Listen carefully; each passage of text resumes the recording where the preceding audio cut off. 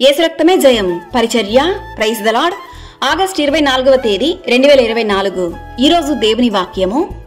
అందుకు యేసు వారితో ఇట్లనెను, జీవాహారము నేనే, నా యొద్దకు వచ్చువాడు ఏ మాత్రమును ఆకలిగొనడు.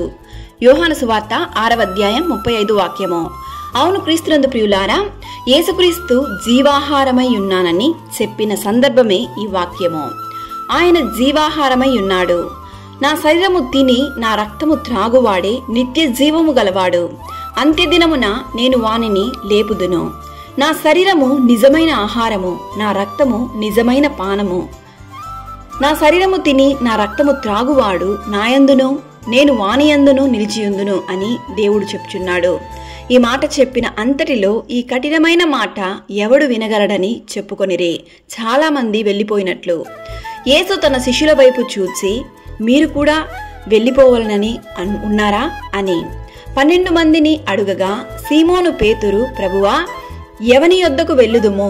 నీవే నిత్య జీవపు మాటలు గలవాడవు, నీవే పరిశుద్ధుడు అని మేము విశ్వసించి ఎరిగి ఉన్నామని తెలుసుకుందుము. మనము ఎవరి యొద్దకు వెళ్ళుదుమో? జీవాహారమైన క్రీస్తు మన దేవుడు. ఆయన మందే మన జీవమున్నది. క్రీస్తు శరీరమును రక్తమును పుచ్చుకున్నటువంటి మనము ఆయనకు మహిమకరంగా జీవిద్దాం. సకల ఘనత మహిమ ప్రభావములు యేసయ్యకు మాత్రమే కలుగునుగాక. ఆమేన్. God bless you.